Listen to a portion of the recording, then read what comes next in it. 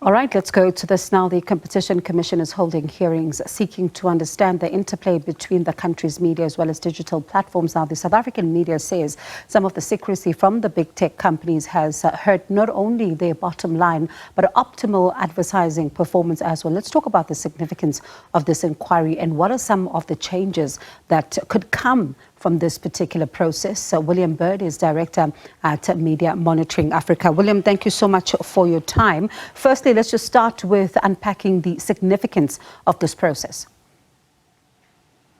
Hi, good evening. Well, it's important because it's one of the first times that we've got our Competition Commission really starting to try and deal with some of the issues that threaten not just media and media freedom, but democracy more broadly, by looking at the digital social media platforms. So it's a really important inquiry.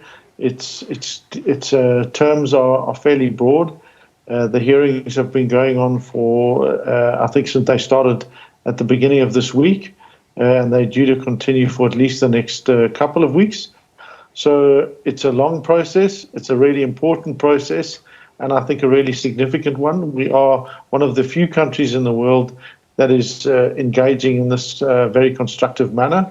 We've seen a few countries doing things to try and compel social media platforms to pay effectively for the news that they use and that they benefit from. And I think that this is one of the first using a competition commission to really start to drive that process forward. So it's a very positive and progressive step being taken by the commission. And let's look at, of course, these digital platforms and how, of course, they continue to connect the readers to the entities such as their media houses through the content that would then be put there on their websites, but also the revenue that then gets generated from this. How important are these platforms, especially when it comes to ensuring that not only the traffic volumes of these particular websites goes up, but also ensuring that the media houses are also visible as credible sources of information in some cases?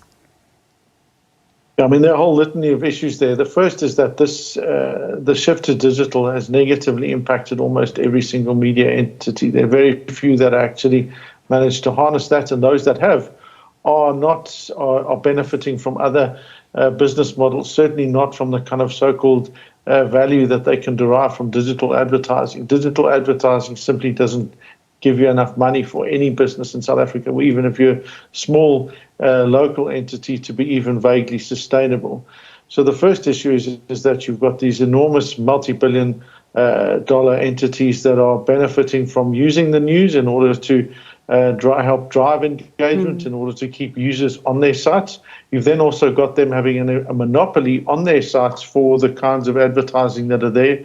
And then where the transparency issue comes in is that we simply don't know how their model works on so many levels. We don't know how much money they're making. We don't know, for example, how much tax each of these entities are paying. We don't know what their profits are in South Africa. So it's very difficult for any entity to then gain some kind of level of transparency into how these things work.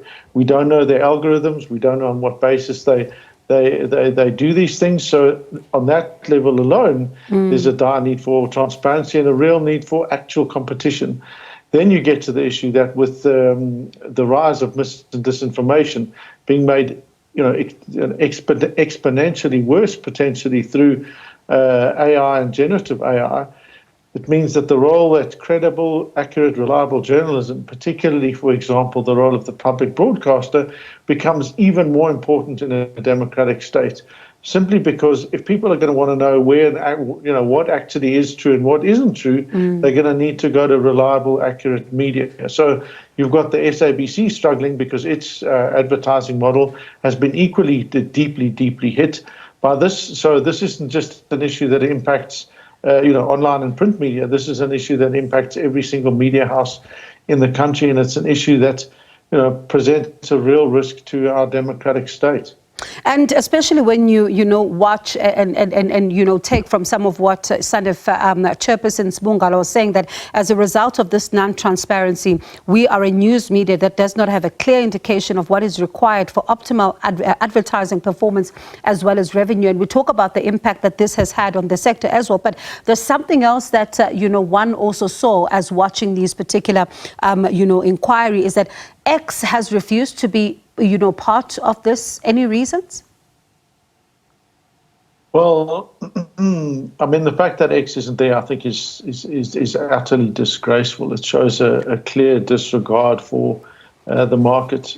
You know, any other entity, if you can imagine, if you manufacture a car and you come and you sell the car in South Africa and you expect everyone to use it, but then you offer no backup support services. You offer, if anyone has an issue with it, there's nothing. There's no after-sale service. There's no guarantee on any of it. There's nothing.